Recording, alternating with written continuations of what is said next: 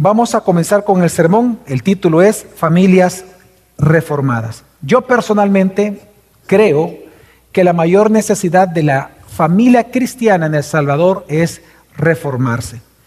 Por reforma no me refiero al concepto en español de la palabra reforma, porque en español significa cambiar de forma. Reforma es cambiar de forma.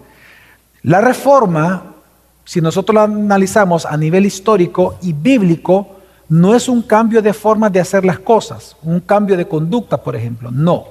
Sino que cuando hablamos de reforma nos referimos a un cambio en la teología. Cuando nosotros analizamos las reformas que hay en la Escritura, porque sí las hay, el caso de Esdras y Nehemías, ¿se acuerdan, hermanos? Esa parte en Nehemías capítulo 8, 9 en adelante, vemos una de las más grandes reformas que existen en la Escritura. Siempre es un cambio teológico. ¿Por qué? Porque recordemos de que nosotros los creyentes, nuestra conducta está sujeta a nuestra fe. Nosotros actuamos según creemos.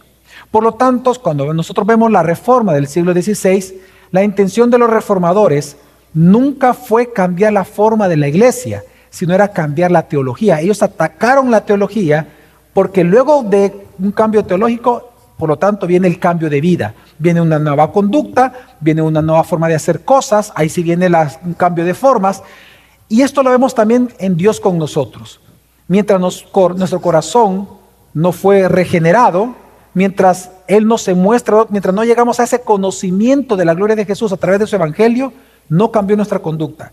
Viene el evangelio, conocemos a Cristo y hay una generación en nosotros de nuevas inclinaciones del alma hacia la palabra de Dios. Entonces, cuando hablamos o cuando yo digo de que la más urgente necesidad de la familia cristiana en El Salvador es reformarse, me refiero a eso. Me refiero a que tienen que volver a poner a Jesucristo en el centro de la vida y de la adoración de las familias. Nosotros vemos en la Escritura también, por ejemplo, un pasaje emblemático como es Romanos capítulo 12, en donde nosotros sabemos lo que dice Romanos 12. Pablo comienza diciendo en el versículo 1 que por cuanto o tomando en cuenta las misericordias de Dios, cuando él dice esa frase, se refiere a lo que él por 11 capítulos ha enseñado como doctrinas apostólicas, las doctrinas.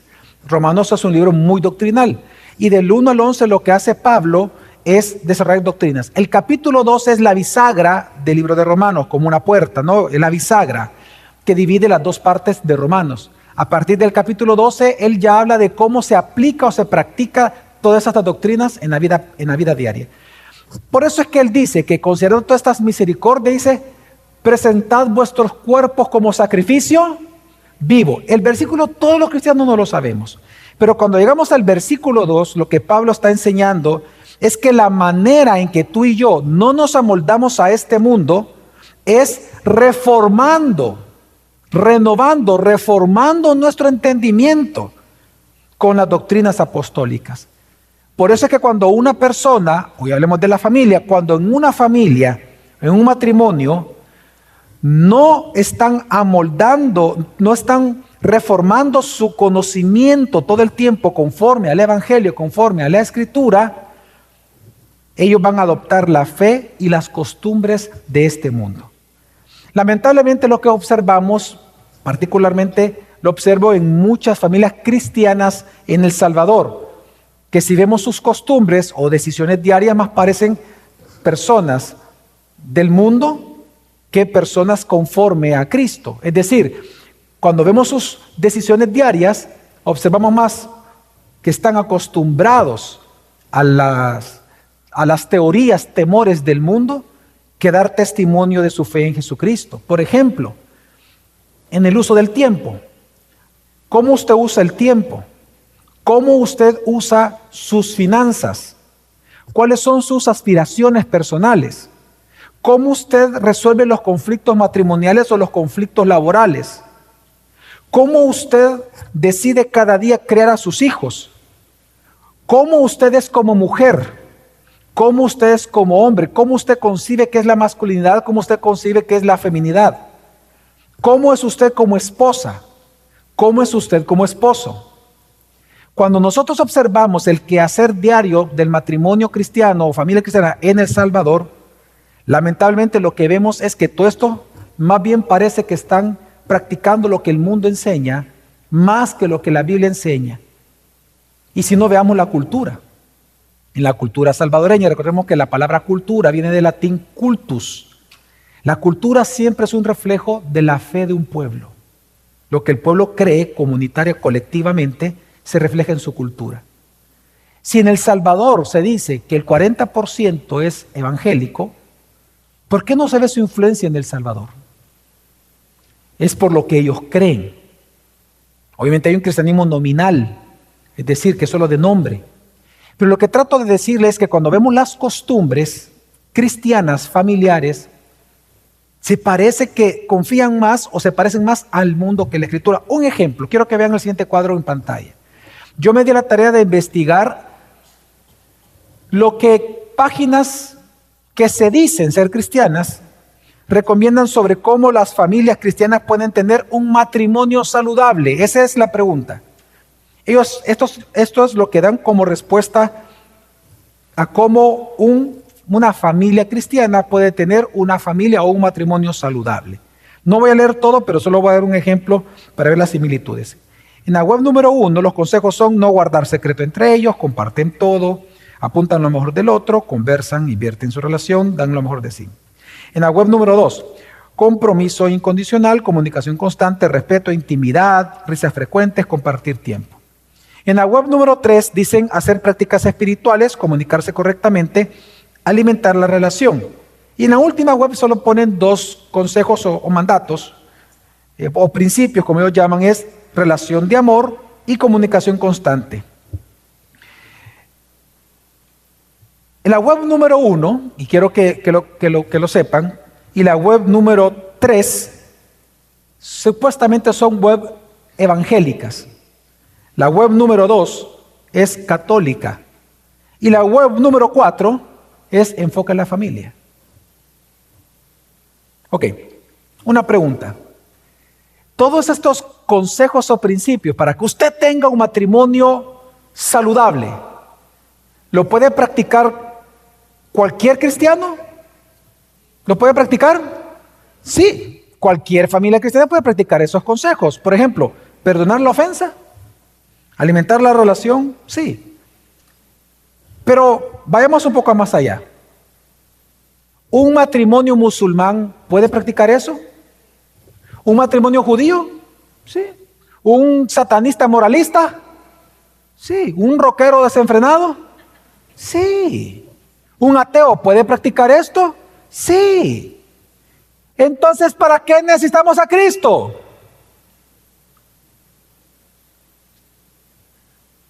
Son webs supuestamente, bueno, excepto la católica, las demás son evangélicas, supuestamente. La respuesta que ellos dan es que tú puedes tener un matrimonio saludable sin Cristo. Solo compartiendo más tiempo, contándose chistes, comiendo palomitas de maíz todas las noches, viendo Netflix. Lo que ellos están enseñando es que para tú tener un matrimonio saludable tienes que ser como el mundo. Por esa razón, y quiero que entiendan que estos consejos para matrimonios saludables es lo mismo que usted encuentra en estas mismas páginas. Si usted pregunta cómo manejar las finanzas, cómo crear a mis hijos, cómo llevarme bien con la gente de mi trabajo, cómo resolver conflictos, lo que vemos es que la iglesia evangélica o la iglesia cristiana o las familias cristianas salvadoreñas más se parecen en sus costumbres al mundo que a Cristo. Por esa razón, hermanos, tomando en cuenta la Biblia totalmente, porque es la palabra y autoridad de la iglesia, y también haciendo uso de elementos históricos de la reforma del siglo XVI, yo considero que la más grande urgencia de las familias cristianas es reformarse. Y por reforma, y la voy a definir, por reforma me refiero a la urgencia de volver a colocar al Dios revelado en Jesucristo en el centro de la vida y la adoración de las familias. El objetivo de los reformadores, hermanos, fue ese. Usted quiere saber, si usted quiere, cuando alguien o usted platique con alguien acerca de la reforma, ¿qué es la reforma del siglo XVI? Usted puede decirle, fue el intento exitoso, por cierto, de volver a colocar a Cristo, a Dios revelado en Cristo, en el centro de la vida y de la piedad y de la práctica de la iglesia en aquel momento. Pues lo mismo es ahora con nosotros.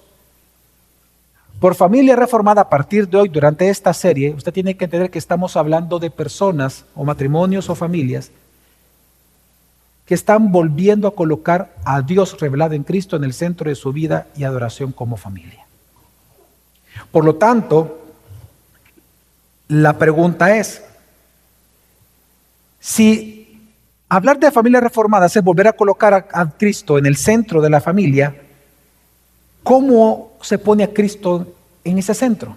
Es decir, ¿cómo volver a centrar a Cristo en tu matrimonio? ¿Cómo volver a hacer de tu familia que se centren en Cristo? Pues de eso, hermanos, se va a tratar todo este mes. Todo el mes lo que vamos a hacer es responder esa pregunta. Porque nosotros sabemos que la única manera de volver a brillar con la verdadera vida piadosa en medio de un mundo impío es siendo familias o cristianos reformados, es decir, cristocéntricos. Por lo tanto, la meta de mi sermón de esta mañana, que es un sermón introductorio, no expositivo, sino temático, en donde yo lo que voy a hacer en ese sermón es hablar de las características, 5 características que tiene la familia reformada o la iglesia reformada, que la hace como tal, que la califica como tal, y que por lo tanto van a hacer sí o sí que tú centres tu vida en Cristo y por lo tanto el fruto de esa vida va a ser la piedad de tu familia y de tu matrimonio.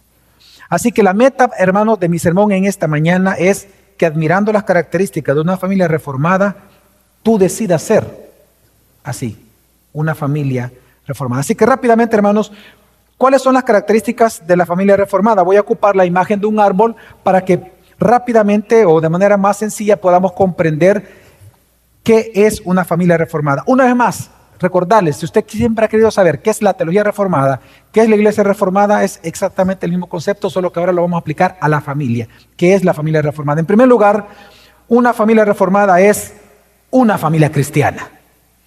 Yo comprendo que esto puede ser algo muy obvio, pero no es tan obvio como parece. Cuando hablamos de una familia reformada, lo primero que hay que entender es que no puede haber una familia reformada si primero no es cristiana, cuyas raíces estamos hablando es el evangelio mismo de Jesucristo. No es tan simple como se puede observar, porque una familia cristiana no es aquella que va a la iglesia. Una familia cristiana tampoco es aquella que ha hecho una profesión nominal de fe, sino que es aquella que vive en esa conciencia del evangelio bíblico de Jesucristo. Una familia cristiana es aquella que vive en la conciencia que entre un Dios santo, santo, santo y nosotros los pecadores hay una separación.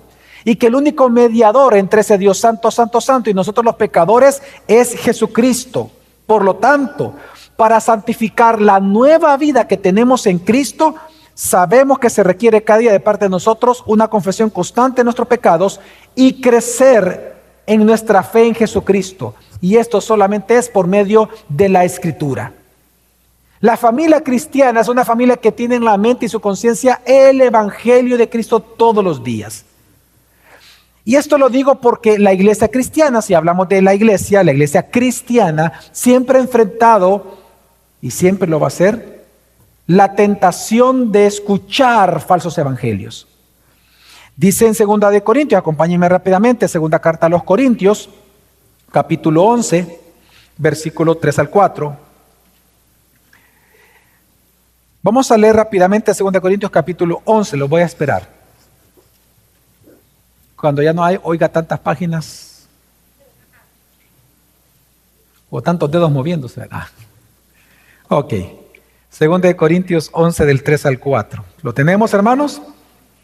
Dice, pero temo, veamos el temor de Pablo por la iglesia, que de alguna manera su pura y completa devoción a Cristo se corrompa. Ok, detengamos por un momento.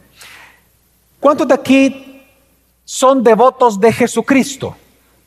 Es decir, ¿cuántos son cristianos? Levanta la mano. Ok, perfecto.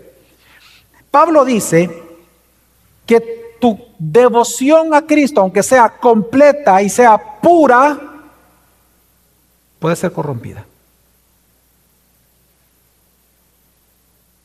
¿Cómo se corrompe la devoción de un cristiano por Dios? Sigue diciendo, tal como Eva fue engañada por la astucia de la serpiente, ustedes soportan de buena gana todo lo que cualquiera les dice. El problema de la iglesia no es que va a creer necesariamente todo lo que escucha, el problema es que permite escucharlo. Cuando dice soportan de buena gana, en griego es kalos anejomai, que lo que está diciendo en griego es que no ejercen ningún tipo de resistencia para escuchar herejías. Y dice, ustedes soportan de buena gana todo lo que cualquiera les dice, aun si les predican a un Jesús diferente del que nosotros predicamos, o un espíritu diferente del que ustedes recibieron, o un evangelio diferente del que creyeron. Aquí Pablo resalta dos verdades. Número uno, que la completa y pura devoción a Cristo, hermanos, es decir, la práctica de la vida cristiana, depende de permanecer creciendo en el conocimiento del evangelio verdadero de Jesús. No es tan simple como yo te decía, no es tan obvio como parece decir que alguien es cristiano. Cristiano es aquel que todo el tiempo crece fundamentado en el evangelio. Porque sabe que si se aparta un milímetro del evangelio, su devoción a Cristo está comprometida. En segundo lugar, lo que Pablo está enseñando, por tanto, que los falsos evangelios, hermanos, realmente son una realidad que amenaza tu vida y la de tu familia. Veamos en El Salvador un extremo, por ejemplo, un falso evangelio, y en un extremo están los legalistas. Claro que aquí hay personas en la iglesia que son legalistas, en algunos puntos, familias, matrimonios legalistas, que no se disfrutan como matrimonio por el mismo legalismo. En el otro extremo están los liberales, aquellos que ya parecen mundanos, que no tienen prácticamente temor de Dios en sus prácticas. En medio se encuentran un falso evangelio que se llama el biblicismo. El biblicismo son aquellos que dicen, se oye bien al inicio, de que toda su vida tiene que estar practicándose conforme a la Biblia, y lo cual, amén, ¿verdad? Pero para ellos, cuando dicen la Biblia, es sin interpretación, es literal, literalismo. Ellos no hacen una exégesis del texto, no escuchan el mensaje de Jesucristo en el texto, sino que ellos son una especie de literalistas en la interpretación. Solo eso. Por lo tanto, son extremistas en sus decisiones. Por lo tanto, también en El Salvador nosotros encontramos un falso evangelio como ¿cuál? La justicia social. Hace poco un pastor me decía que la función principal de la iglesia es procurar la justicia social, más que un gobierno. ¿Sabe usted que este pastor, la denominación donde se encuentra en toda Latinoamérica, ellos tienen más de 40,000 pastores? ¿Usted se imagina eso? Son 40,000 iglesias. ¿Usted se imagina la cantidad de familias que se congregan en esas 40,000 iglesias escuchando todo el tiempo que la misión de la iglesia es hacer obras buenas, no predicar el evangelio de Jesucristo para salvación de las almas? Hoy en día el tema de la justicia social es una bandera herética que se ha levantado en la iglesia cristiana. Y así como ese falso evangelio, también está el falso evangelio de la prosperidad. Así que hay muchos evangelios que te dicen que tú no eres tan malo, que Dios es como tú, que Él te entiende en tus necesidades, en tus luchas, que hay muchos caminos para llegar a Él, que lo importante es que tú hagas el bien todo el día. Hermanos, por todos estos falsos evangelios, la fe reformada es cristocéntrica, es enraizada en el evangelio de Jesucristo. No lo busquen, bueno, lo tienen cerca rápidamente. 1 Corintios 15:1, 1 Corintios 15:1 dice: además, hermanos, les anuncio el evangelio que les prediqué, que es el mismo que ustedes recibieron y en el cual siguen firmes. 1 Corintios 15:1 dice que el mismo evangelio que se te predicó y que tú recibiste para salvación es el mismo evangelio en el cual tienes que mantenerte firme cada día. Una vez más, una familia o un cristiano que no permanezca firme en el evangelio todo el tiempo, una iglesia, cae de su firmeza. Así que no es tan obvio como parece decir, soy cristiano. Pero la familia reformada, en primer lugar, su primera característica básica, enraizada en el Evangelio. Segunda característica es que es una familia, vemos en pantalla, una familia apostólica, es decir, una familia que cree en la sana doctrina. Por apostólico es una palabra que para algunos, y espero que usted ya adopte esta palabra en su vocabulario, es parte del vocabulario reformado. Cuando hablamos de teología, de una teología reformada o de doctrinas apostólicas, nos referimos a aquellas doctrinas que los apóstoles enseñaron y que son universalmente para la iglesia que se encuentra en cualquier parte del mundo. Esta doctrina apostólica surge, si me acompaña rápidamente, a Efesios capítulo 2, vamos corriendo, Efesios capítulo 2.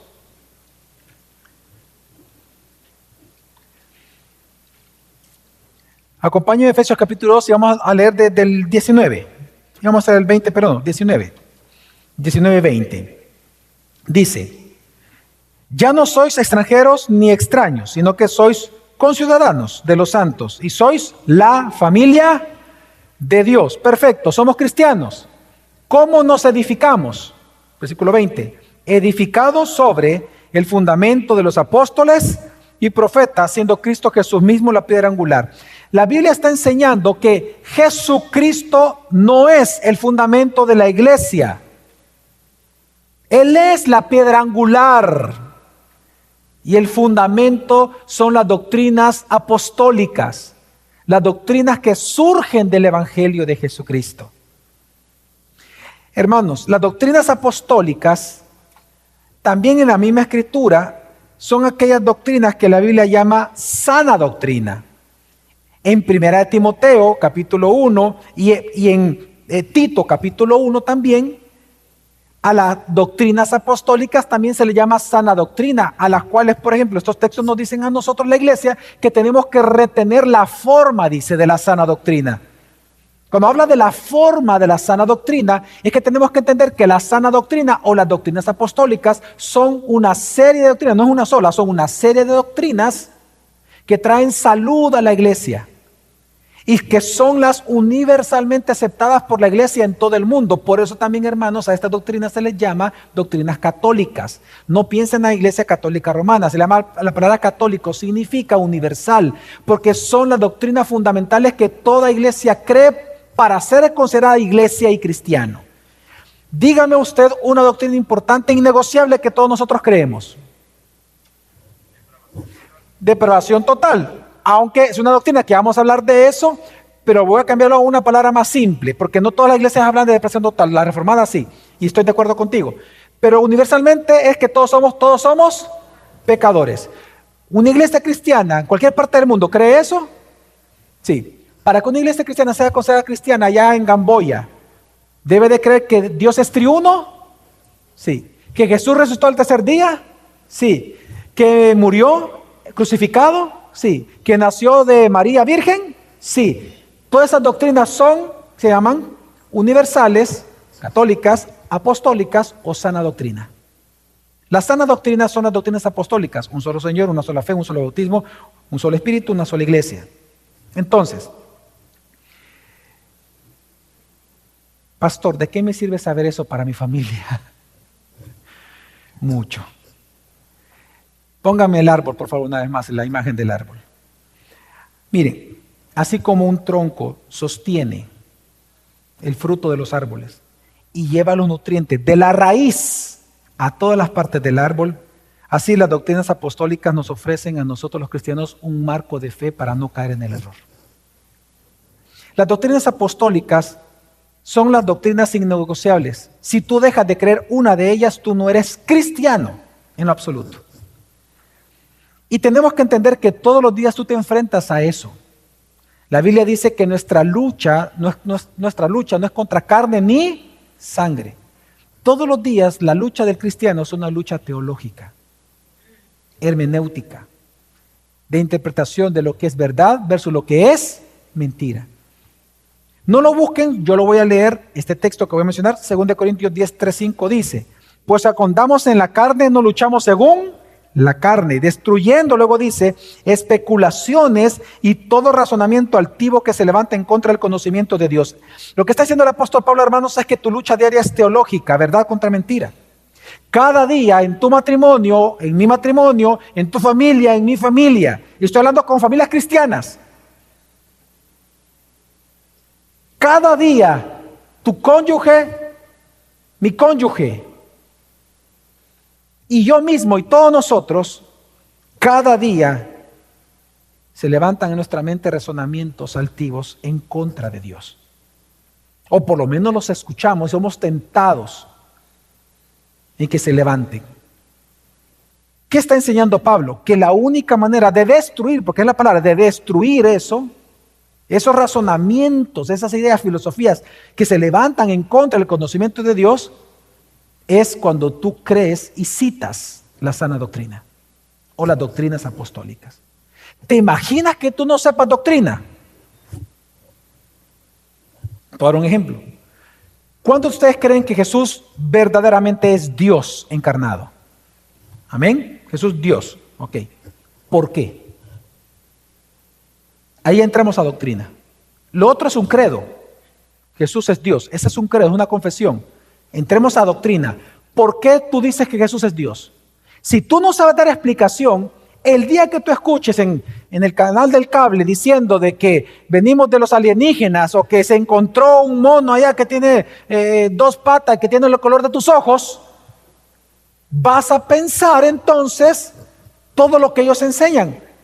O de repente vas a decir, pues sí, Dios no existe. Quizás los dioses que venían antes son los alienígenas. Quiero que entiendas que lo que está diciendo la Escritura es que tu lucha teológica se gana con doctrina. Pero si no sabes doctrina, es como que te manden a la Tercera Guerra Mundial sin una sola arma a pelearla. Por eso es que históricamente, hermanos, la iglesia, y lo voy a decir claramente, en tiempos de herejías, cuando es atacada por herejías, la iglesia siempre ha formulado credos. El credo más famoso de todos es el credo de los apóstoles. No porque fue hecho de los apóstoles, por los apóstoles, que es llamado así, sino que porque resume muy, pero muy bien las doctrinas apostólicas. El otro credo importante en la iglesia es el credo, por ejemplo, el de Calcedonia, en donde este credo, que bueno, por sí fue se le llama el credo de Niceno, que realmente, digo Calcedonia porque fue hecho por 3 concilios, uno de ellos en Calcedonia. En más de 200 años, 2 siglos, se formó un credo. Para que sea lo importante que es formular credos y doctrinas. Y este credo lo que hace es defender la deidad de Cristo. ¿Usted quiere saber por qué Jesús es Dios? Memorice ese credo. Si usted, por ejemplo, quiere defender la Trinidad, memorice el credo de Atanasio. No que fue escrito por Atanasio, sino que fue puesto su nombre en honor a Atanasio. Miren, hermanos, los credos son importantes en la historia de la iglesia porque nos ofrecen a nosotros un resumen teológico de la fe apostólica que nos permiten ofrecer defensa para nuestros hijos y para nosotros. Por esa razón, en esta serie y en este mes de la familia, ¿sabe qué vamos a hacer? En una semana, memorizarnos el credo de los apóstoles, el más básico y de los más importantes. Y es bien cortito y lo vamos a memorizar. Ese es un credo, pero nosotros se lo vamos a dar a usted porque no vamos a negar que la Iglesia Católica, en estas malas intenciones que siempre ha demostrado tener, le puso palabras que no son del original, del credo apostólico original, sino que ellos le pusieron romano, Santa Virgen María y cosas así por el estilo. Pero el credo apostólico no dice eso. El credo apostólico es tal cual y ese lo vamos a memorizar. ¿Ok? Porque recuerde, hermanos, todos ustedes tienen un credo ahorita, todos. Todo lo que tú decides es en base a lo que tú crees. Tú tienes un credo. La pregunta es si el que tú crees es bíblico y es verdadero. Amén, hermanos. Así que lo que vamos a hacer es conformarnos al credo apostólico como ejemplo de todo esto que estamos enseñando. En tercer lugar, ¿qué es una familia reformada? También es una familia evangélica. Y esto es bien interesante también. La palabra evangélico, es decir, ese apodo que se nos da a nosotros, a los que creemos en Jesús, en los que somos salvados por su gracia, esa palabra, ese apodo evangélico, no surgió sino hasta el tiempo de la Reforma en el siglo XVI. Evangélico fue un apodo que Lutero se puso a sí mismo para diferenciarse de la Iglesia Católica Romana. A ellos se les llamaba la Iglesia Romana, y a ellos, a los que creían en la sola Escritura y en la sola fe al inicio, y que predicaban el Evangelio de Jesucristo por medio de la fe y por gracia de Dios, se les llamó evangélicos. Con el tiempo, obviamente, y por eso en el dibujo ponemos las ramas en el árbol, porque hablamos de ramas evangélicas. ¿Por qué? Porque al inicio, hermanos, todos los que comenzaron a salir de la Iglesia Católica, porque comenzaron a creer en el verdadero Evangelio de Jesucristo y comenzaron a unirse a estos dos gritos importantes, como lo fue la sola Escritura y la sola fe, se les llamó evangélicos automáticamente. Bueno, de hecho, si hablamos de la historia hasta el día de hoy, la palabra evangélico en alemán es un sinónimo de reformado y de luterano incluso. Pero hubo un momento en el cual los luteranos, por ejemplo, se separaron de ese concepto, pero surgieron muchas denominaciones evangélicas. Y al día de hoy la palabra evangélico a nivel histórico solo se le dice evangélico en todo el mundo a aquellos que creen en las 5 solas. Y en el dibujo que usted está viendo, quiero que entiendan algo. Los evangélicos, su raíz es cristiana. Eso es innegociable. Ellos creen en las doctrinas, ¿qué más? ¿Cuál sigue? Doctrinas apostólicas. Pero porque creen en las 5 solas, son calificados como evangélicos. Y esto es importante porque en El Sabor, por ejemplo, los pentecostales no son evangélicos. Fíjese bien, son cristianos, son nuestros hermanos, pero no son evangélicos. Las Asambleas de Dios son cristianos, son nuestros hermanos, creen en las mismas doctrinas universales, pero no son evangélicos porque no creen en las 5 solas. Ellos son arminianos, ellos creen que la salvación se pierde. Y así todos los arminianos no son evangélicos. Los wesleyanos, los metodistas no son evangélicos. ¿Quiénes son los únicos evangélicos? Los que creemos en las 5 solas. Ahora, y lo quiero aclarar porque lamentablemente hoy en día la palabra evangélico significa todo. Por lo tanto, si significa todo, no significa nada.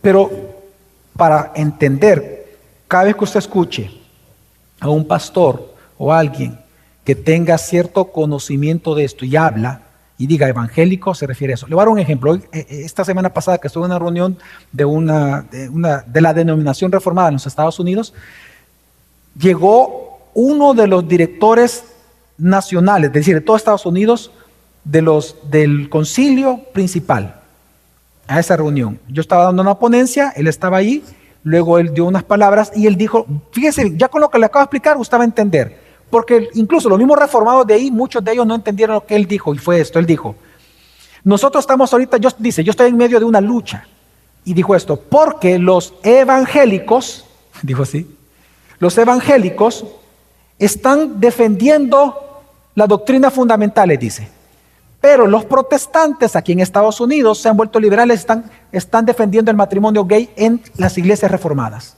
Entonces yo estoy en medio, dice, porque yo estoy de acuerdo con esto y estamos defendiendo. Entonces, cuando yo hablé al día siguiente, seguí dando mis ponencias, yo les expliqué. Ustedes entendieron lo que él habló. ¿Quiénes son los protestantes? ¿Quiénes son los evangélicos? Les dije. Los evangélicos, él ocupó el término de manera histórica. Él se refiere, nosotros los reformados, somos evangélicos.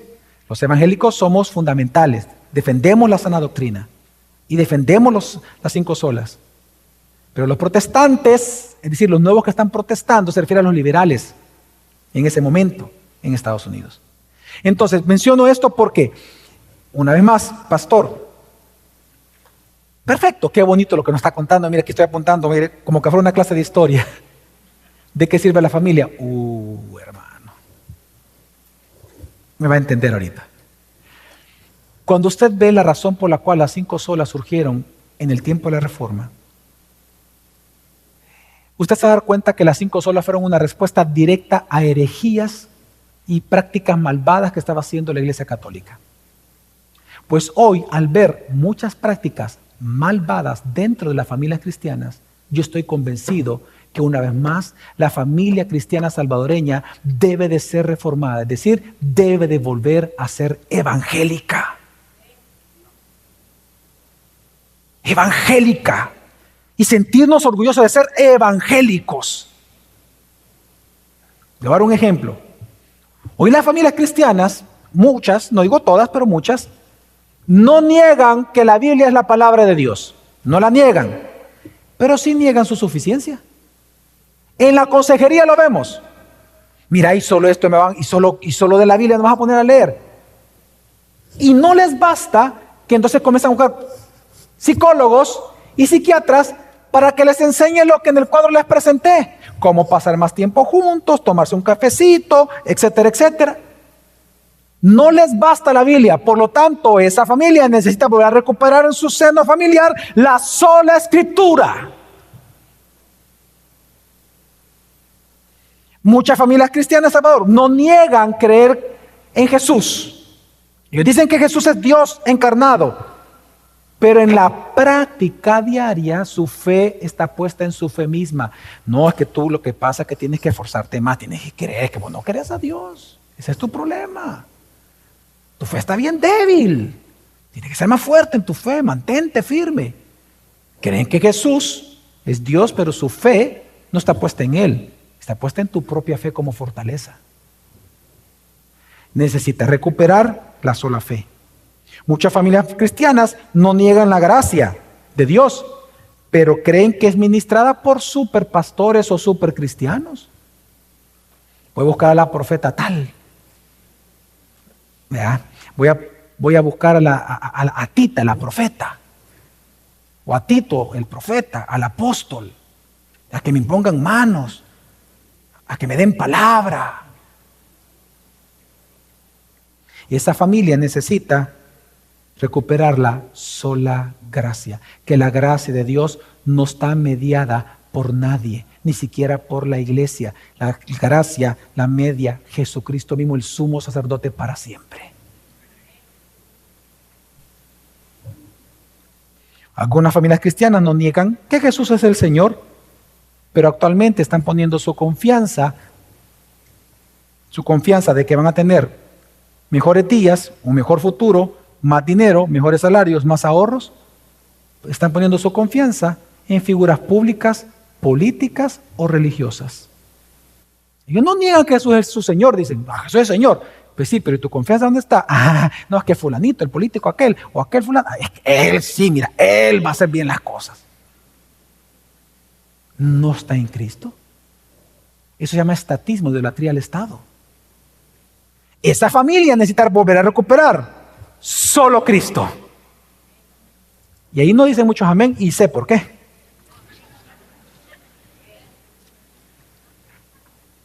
Otras familias cristianas, por ejemplo, no niegan que a Dios sea la gloria, pero en la práctica buscan la suya propia. Esa familia necesita recuperar solo a Dios sea la gloria.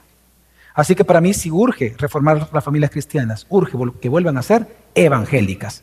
En cuarto lugar, también las familias reformadas son familias confesionales. Cuando hablamos, veamos una vez más esta figura del árbol. Una familia reformada en primer lugar es, dijimos, cristiana. En segundo lugar, su tronco es apostólico, sus ramas son evangélicas y su follaje es confesional. Ahora, fíjense bien, acá nos referimos por confesional, estamos hablando de confesiones históricas. En el siglo XVI, hermanos, todas las iglesias que surgieron de la Reforma se definieron a sí mismos teológicamente por medio de tratados o declaraciones doctrinales llamadas confesiones. Por 2 siglos, la iglesia reformada produjo más de 127 confesiones reformadas y catecismos para que los adultos y los niños aprendieran doctrina. Lamentablemente, muchas de estas ramas y muchos de estos follajes ya no fueron reformados. Entonces las iglesias reformadas, un ejemplo son los cánones de Dort, de donde surge el famoso tulip o 5 puntos del calvinismo. Estas que son las doctrinas de gracia, precisamente en estas doctrinas fue una respuesta a una confesión arminiana de los remonstrantes de aquella época. Entonces, surgen estas confesiones. Usted ha escuchado la confesión de Westminster, me imagino. Nosotros como iglesia tenemos ¿qué confesión, hermanos? La confesión bautista reformada de 1689. Yo le dije, en los primeros 200 siglos fueron más de 127 confesiones. Pero las confesiones reformadas más famosas son 4. Hoy no la vamos a hablar, pero una de esas es la que nosotros tenemos. Es la más adoptada, junto con la de Westminster y el catecismo de Heidelberg y otros más. Confesiones y catecismos. Entonces, ¿por qué hicieron eso ellos? Porque, hermanos, las confesiones y catecismos nos ayudan a nosotros a no desviarnos de la sana doctrina, pero en aspectos o en tareas de adoración, testimonio, enseñanza a los niños y a las familias, la disciplina en la iglesia y la defensa de fe. Las confesiones, hermanos, por eso son importantes en las iglesias. Las iglesias se adherían a las confesiones como nosotros. ¿Por qué? Porque las confesiones son defensas para no caer en el error. Mire, históricamente usted cada día usted se enfrenta a 2 tipos de errores que debe de evitar. Por un lado están los errores no esenciales y están los errores esenciales. A los no esenciales también se les llaman herejías menores. Se les llama errores no esenciales porque no afectan la esencia de la iglesia. Por ejemplo, que la mujer debe usar mantelina. Ese es un grave error legalista, pero no afecta con la esencia de la iglesia. No están negando a Cristo, pues. No afecta la esencia de la iglesia. Es un error, una herejía menor, sí. ¿Qué hay que hacer con las herejías menores en las iglesias? Hay que echar a esa persona. No, hermano. No. Con amor y paciencia se le enseña la sana doctrina. No va a hacer que tú mismo caigas también en el mismo error, dice la Biblia. Con amor y paciencia se le enseña la verdad. Ese hermano se le acerca, herejía menor, se le acerca. Los errores esenciales se llaman esenciales porque afectan la esencia de la iglesia. Eso es lo que se conoce como herejías o herejías mayores. Decir, por ejemplo, que Jesús no resucitó es una herejía mayor. ¿Qué hay que hacer con ellos? Acercarle a mi amigo. No, sácalo de la iglesia. A ellos se les saca. A ellos se refuta. Y es entonces la gran pregunta, ¿cómo yo puedo evitar caer, ya sea en errores no esenciales, y Dios no quiera caer en errores esenciales? Credos, confesiones y catecismos. Miren, las confesiones nunca están por encima de la Biblia, jamás. Pero las confesiones son importantes. Las mujeres aquí me van a entender un poquito más que los varones porque voy a un ejemplo propio de ellas. ¿Cuántas de ustedes, por ejemplo, ahorita andan en espejo? En sus carteras. Levanten la mano la que andan en espejo, vanidades. ¿Ande? No estoy diciendo vanidosa, no, así se llama, tengo entendido, no, me corrige, pero digo que así se llama, ¿no? ¿Ok? Espejo de vanidad se le llama, ¿sí o no? Ok, bye. Me metí en un gran problema. Ok, ¿para qué se usa ese espejo? Para verse, ok. La imagen que aparece en el espejo, ¿de quién es? Suya, no es usted, pero es su imagen, ¿ok? O sea, el espejo no es usted, ¿estamos de acuerdo? Es su imagen. ¿Por qué usted se ve motivada a verse en un espejo, una persona? Porque quiere ver si tiene algo ¿qué? En la cara. Quiero ver si me manché, quiero ver si tengo algo. Ok, vean todos para acá. Las confesiones son espejos teológicos para que cuando tú los leas, veas si tu fe y tu doctrina ha sido manchada últimamente. Y digas, uy, me acuerdo, sí, esto que escuché estaba creyendo es una energía menor. Ok, gracias Señor. ¿Me doy a entender, hermanos? Las confesiones son tan importantes en la iglesia y los catecismos son tan importantes, los reformados, estoy hablando de los reformados, porque hay muchos que no son reformados. Son tan importantes porque ofrecen protección. Entonces, en este mes de la familia, ¿sabe qué vamos a hacer?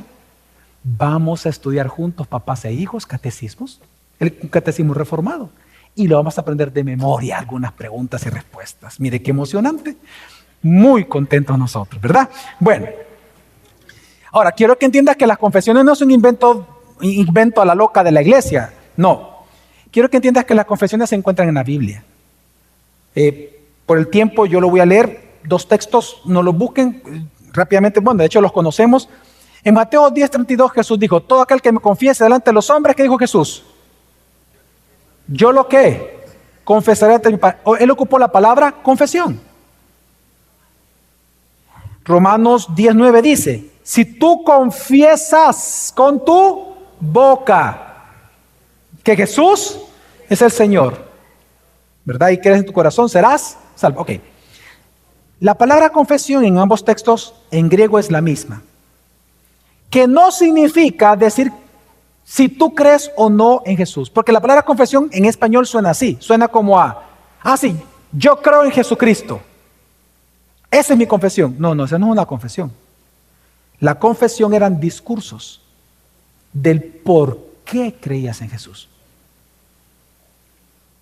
Las confesiones son discursos doctrinales. No es decir, yo creo en Jesús. No, es por qué yo creo que Jesús es Dios. Por esto, por esto, por esto, por esto, por esto. Ese discurso es una confesión. Vámonos todos rápidamente a 1 Timoteo 3, rápidamente. Usted va a ver cómo es una confesión que está en la misma Biblia, practicada por la iglesia, confesada por la iglesia, es más, cantada por la iglesia primitiva, porque era un himno, que a la vez es una confesión. 1 Timoteo 3:16. Así funcionan los catecismos, y por eso lo quiero que lo leamos. Dice, 1 Timoteo 3:16, ¿lo tenemos, hermanos? Dice, este es un poema, es un himno, dice, e indiscutiblemente grande es el misterio de la piedad. Él fue manifestado en la carne, vindicado en el Espíritu, contemplado por ángeles, proclamado entre las naciones, creído en el mundo, recibido arriba en gloria. Amén. Ese es un credo. Las confesiones no fue un invento a la loca de la iglesia. Las confesiones están en la misma escritura practicada por la iglesia primitiva. Por lo tanto, en este punto, hermanos, quiero que vean algo importante en el gráfico. En el gráfico. Fíjese bien. Los cristianos, aunque crean doctrina apostólica y sana doctrina, no todos los cristianos son evangélicos. ¿Logramos ver eso? Pero todo evangélico es ¿qué? Cristiano. Pero de igual manera, así como no todo cristiano es evangélico, ve ahí, no todo evangélico es confesional, es reformado. Pero todo reformado es evangélico, es apostólico y es cristiano. Porque, ¿quiénes son los reformados en el mundo? Los confesionales, los que llegan hasta ahí. Los que están adheridos a confesiones reformadas, hasta ahí son reformados. No todos los evangélicos son reformados, pero todos los reformados son evangélicos y cristianos. Y por último, entonces, ¿cómo también es una familia reformada? Por último, la familia es piadosa, que es el fruto. ¿Cuál es el fruto de estar centrado en Cristo? Porque todo lo que acabamos de hablar es cómo estar centrado en Cristo. Bueno, tener las raíces cristianas, el tronco apostólico o sana doctrina, las ramas evangélicas y un follaje reformado confesional. Cuando tú tienes todo esto practicando todo el tiempo, el fruto natural de tu vida va a ser la piedad. Hermanos, ¿la piedad qué es? La Biblia define la piedad como aquella correcta actitud que un cristiano tiene delante del Dios que lo ha redimido. Ante la admiración que produce conocer a Dios, la vida que uno le da en adoración se le llama la piedad. De hecho, a nivel de reforma, a nivel histórico, los reformadores, la palabra piedad, para que vea usted qué simple es de entender esto, era sinónimo de 3 palabras más. Cuando un reformador venía y hablaba de la piedad, estaba hablando de la vida cristiana. A su vez estaba hablando de la adoración de la iglesia y a la vez está hablando de la religión, de la verdadera religión que habla Santiago capítulo 2. ¿De dónde viene esto? Por ejemplo, Calvino decía esto: la relación que fluye de Dios a los hombres se le llama gracia. ¿Lo entendemos hasta ahí? ¿Amén? ¿Amén? Sí, porque si Dios quiere, no se nos hubiera revelado nunca. Si lo conocemos es porque quiso revelarse a sí mismo. Amén. Por gracia. No lo merecíamos. Entonces, la relación que fluye de Dios al hombre, gracia. La relación que fluye del hombre hacia Dios en respuesta a esa gracia, a eso los reformadores le llamaban piedad. Pero también mi respuesta a Dios por esa gracia también es mi adoración a Él.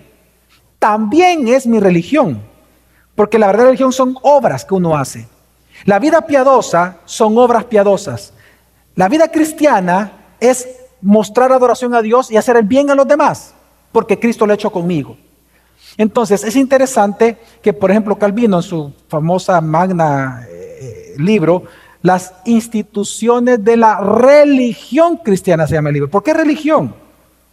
Cuando usted abre el libro y usted ve en la introducción cómo él escribe a un príncipe, porque todo eso lo escribió a un príncipe, que era un amigo de él, él dice que todo eso lo escribió para que él disfrutara de la vida piadosa. Entonces uno dice, ¿pero por qué le puso institución de la religión cristiana? Porque la palabra religión era indistintamente el uso de la palabra piedad, religión, vida cristiana y adoración, era lo mismo para los reformadores. Bien, ese título se puede interpretar también como institución de la piedad cristiana, institución de la vida cristiana, porque eran sinónimos. Digo esto porque, hermanos, porque una familia, si usted me busca 2 de Pedro 1:3 y lo tiene listo ahí, una familia reformada es necesariamente una familia piadosa. El objetivo central de la teología reformada es producir piedad. Dice 2 de Pedro 1:3, pues su divino poder nos ha concedido todo cuanto concierne a la vida y la piedad mediante el verdadero conocimiento de aquel que nos llamó por su gloria y excelencia. Todo cuanto concierne, dice, a la vida y a la piedad, el medio que da como fruto esta vida piadosa es el conocimiento de Cristo.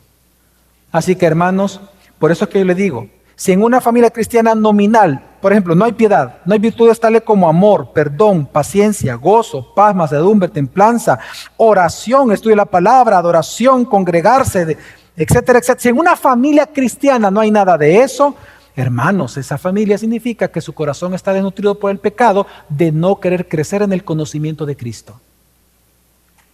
Pero si tu vida está enraizada en el Evangelio de Cristo, el tronco son las doctrinas apostólicas, tus ramas son evangélicas, y tú eres confesional, ten por seguro que cada día, donde quiera que camines, el buen aroma de Cristo te acompaña. El fruto de la vida piadosa se va a notar. Tú vas a ser sal y luz para esta nación que tanto lo necesita. Así que, hermanos, la familia cristiana salvadoreña necesita reformarse. Me refiero a volver a colocar al Dios revelado en Jesús en el centro de la vida y de la adoración de ellos, porque esta es la única manera de volver a brillar con la verdadera vida piadosa en medio de un mundo impío. Amén. Bienvenidos al mes de la familia. Amén. Vamos a orar.